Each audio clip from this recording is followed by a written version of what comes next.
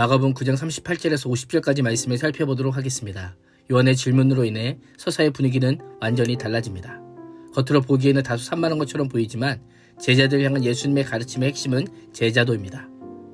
서로 누가 크냐라고 쟁론하였던 제자들에게 견고와 도전을 주십니다.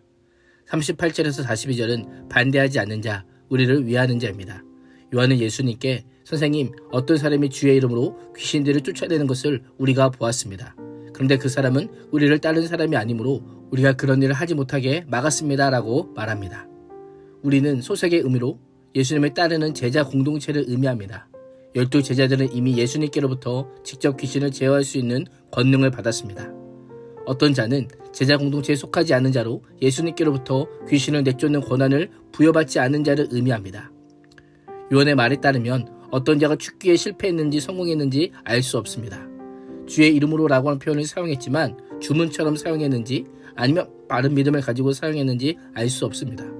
예수님을 진실되게 믿은 자인지 믿지 않는 자인지도 분명히 알 수 없습니다.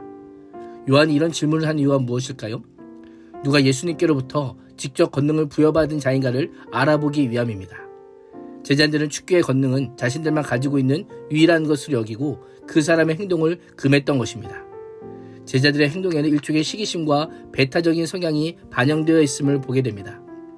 제자들은 자신들만의 울타리를 만들고 하나님 나라의 특권을 독차지하려고 합니다. 자신들만의 독점적인 지위와 권능이 위협당하자 적극적으로 대응한 것입니다. 그러자 예수님께서는 금하지 말라, 내 이름으로 기적을 행하고 나서 쉬이 나를 욕할 사람은 아무도 없느니라 라고 말씀하시며 제자들이 판단하고 분별할 수 있는 기준을 알려주십니다.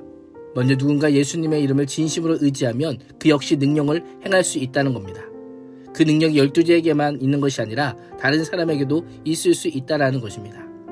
또한 그 사람이 진정 예수님을 의지하여 능력을 행했다면 예수를 대적하지 않을 것이라고 말씀합니다. 그 사람도 예수님을 따르는 제자 공동체 안에 속한 자요, 예수님께로부터 권능을 부여받은 사람으로 볼 수 있다고 말씀합니다. 그래서 능력을 행한 사람이 우리를 반대하지 않는 자라면 그 사람은 우리를 위하는 자라고 말씀하시는 겁니다. 어떤 자에 대한 묘사가 예수님과 제자들 간의 차이가 있습니다. 예수님께서는 반대하지 않는 자라고 하시고 제자들은 따르지 않는 자라고 합니다. 제자들은 따르다라고 하는 표현을 통해서 어떤 사람의 행동이 자신들과 같지 않다는 것에만 집중하는 반면 예수님께서는 반대하지 않다라고 하시며 행동만이 아니라 그 사람의 내면의 동기와 마음까지 보고 계십니다. 우리는 때로 나와 소속과 사역이 다른 사람을 경쟁자로 볼 때가 있습니다. 그러나 주님의 작은 호의라도 보이는 자라면 하나님 나라에 동참하는 자라고 말씀합니다. 반대만 하지 않는 자라도 유익이고 이익이 된다라고 강조하십니다. 사역의 방식이 달라도 주의 이름의 능력을 의지하여 사역하면 주님께서 역사하심을 믿어야 합니다. 눈에 보이는 대로 내 중심적으로 판단할 것이 아니라 동역자로 여기고 존중하고 협력해야 하는 것입니다.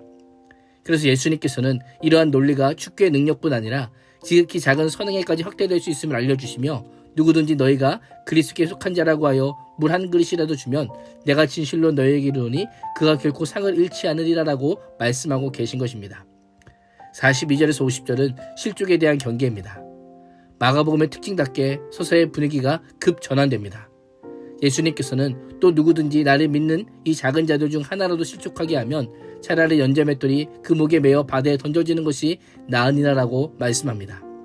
작은 자를 실족하게 하는 자가 받을 내세 형벌과 심판이 현세에서 매우 무거운 형벌로 여겨지는 연자맷돌을 목에 매달아 바다에 던져지는 형벌보다 더 크고 엄중함을 알려줍니다. 왜 이런 말씀을 하셨을까요? 경쟁은 실족을 낳기 때문입니다. 세상은 작은 자를 매우 하찮게 여기고 함부로 대합니다. 갑질을 당연하게 여깁니다. 그러나 예수님의 제자라면 믿음 안에 있는 지극히 작은 자들까지 실족하지 않도록 세심하게 돌보고 배려해야 함을 말씀합니다.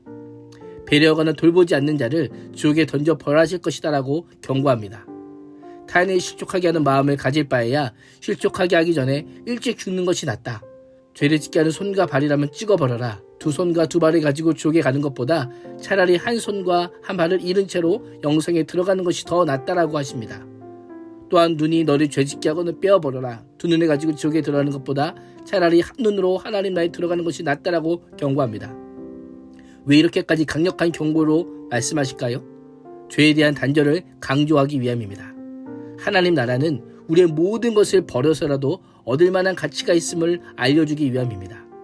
그래서 48절에서는 하나님 나라에서는 생명이 영원하듯 지옥에서는 심판의 불이 꺼지지 않을 것이라고 말씀하시며 지옥의 고통의 불멸성에 대해서 알려주십니다. 어떤 불행도 지옥불에 들어가는 불행보다 못하다라고 말씀합니다. 만일 소금이 그 맛을 잃으면 무엇으로 이를 짜게 하리요 라고 하시며 제자는 화목하는 자로 피스메이커로 부름받았음을 지적합니다. 그 사명을 감당하지 못하면 맛을 잃은 소금이요 밖에 버려질 쓸모없는 존재가 될 것입니다. 그리스도의 제자는 포용하고 용납하는 자요 실족하게 하지 않고 존중하고 사랑하는 자입니다. 또한 화해와 평화를 추구하는 자입니다. 오늘 하루도 복음의 짠맛을 간직한 제자요 작은 자로서 세상의 가치가 아닌 하나님 나라의 가치로 살 수 있기를 주님의 이름으로 축복합니다. 기도하겠습니다. 하나님, 세상의 소금이 되어 그리스도의 성품으로 존중하고 사랑하며 하나님의 제물로 화해와 평화의 삶을 살게 하여 주옵소서. 예수님의 이름으로 기도합니다. 아멘.